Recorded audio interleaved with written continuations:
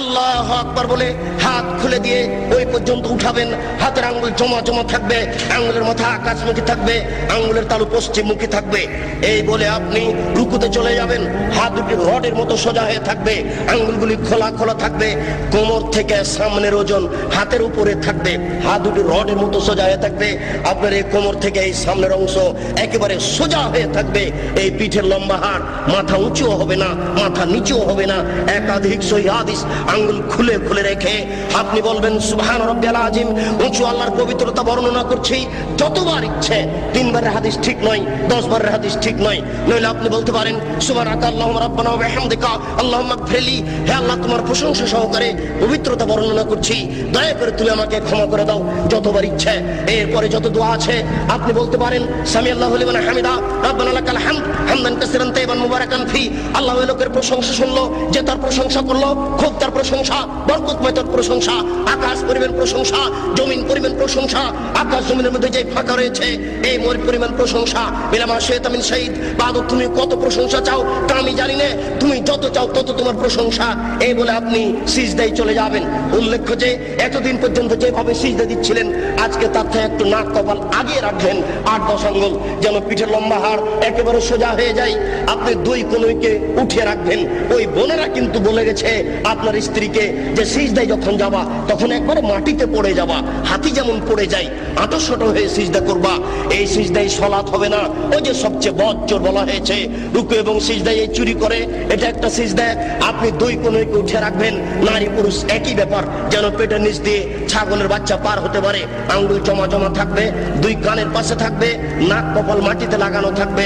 মাটিতে যাওয়ার সময় হাত আগে রাখবেন, পা পরে রাখবেন। আপনি বলবেন সুবহান রাব্বিয়াল আলা। উঁচু আল্লাহর পবিত্রতা বর্ণনা করছি যতবার ইচ্ছে। নইলে আপনি বলবেন সুবহানাকা আল্লাহুম্মা রাব্বানা ওয়া বিহামদিকা আল্লাহুম্মা গফিরলি। নইলে আপনি বলবেন আল্লাহুম্মা গফিরলি জামবি কুল্লাহু দিক্কাহু ওয়া যুল্লাহু ওয়া ওয়ালাহু আখরাহু ওয়া নিয়াতুহু সিররা। হে আল্লাহ, তুমি আগের পাপ, পরের পাপ, ছোট পাপ, বড় পাপ, প্রকাশ্য পাপ, অপ্রকাশ্য পাপ, জীবনে যত পাপ করেছি সমস্ত পাপ তুমি ক্ষমা করে দাও। সিজদা থেকে উঠে আপনি বলবেন আল্লাহুম্মা গফিরলি ওয়ারহামনি ওয়াহদিনি ওয়াফিনি ওয়ারযুকনি। হে আল্লাহ, তুমি আমাকে ক্ষমা করো, আমাকে রুজি দাও, আমার প্রতি দয়া করো, আমাকে সঠিক পথ দেখাও। আর আপনি দোয়া আছে পড়তে পারেন। আবার সিজদা যাবেন, আবার সিজদা থেকে উঠে আর 1 রাকাত পড়বেন। এই হলো 2 রাকাত। যদি আপনার আত্তাহিয়াতুর বৈঠক হয় তাহলে বাম হাতের আঙ্গুলগুলি জমা জমা হয়ে হাঁটুর উপরে থাকবে, আর ডান হাত ওইরকমই থাকবে।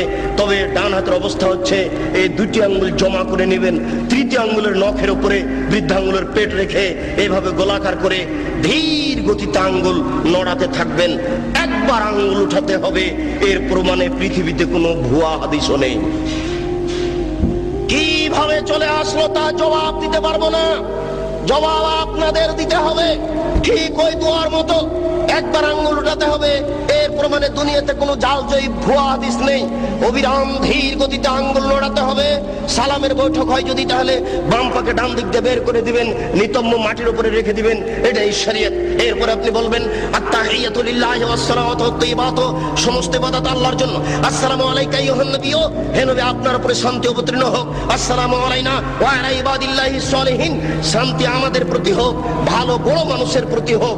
আশহাদু আল্লা ইলাহা ইল্লাল্লাহ, আমি সাক্ষ্য দিচ্ছি আল্লাহ ব্যতীত কোনো মাবুদ নাই। ওয়া আশহাদু আন্না মুহাম্মাদান আবদুহু ওয়া রাসূলুহু, আমি সাক্ষ্য দিচ্ছি মুহাম্মদ সাল্লাল্লাহু আলাইহি ওয়াসাল্লাম তার রাসূল, তার দাস। আল্লাহুম্মা সাল্লি আলা মুহাম্মাদ ওয়া আলা আলি মুহাম্মাদ কামা সাল্লাইতা আলা ইব্রাহিম ওয়া আলা আলি ইব্রাহিম ইন্নাকা হামিদুম মাজিদ। হে আল্লাহ, তুমি মুহাম্মদ সাল্লাল্লাহু আলাইহি ওয়াসাল্লাম ও তার বংশধরের প্রতি শান্তি অবতীর্ণ করো, যেমন ভাবে ইব্রাহিম আলাইহিস সালাম ও তার বংশধরের প্রতি শান্তি অবতীর্ণ করেছো। তুমি প্রশংসনীয়, তুমি জ্ঞানী।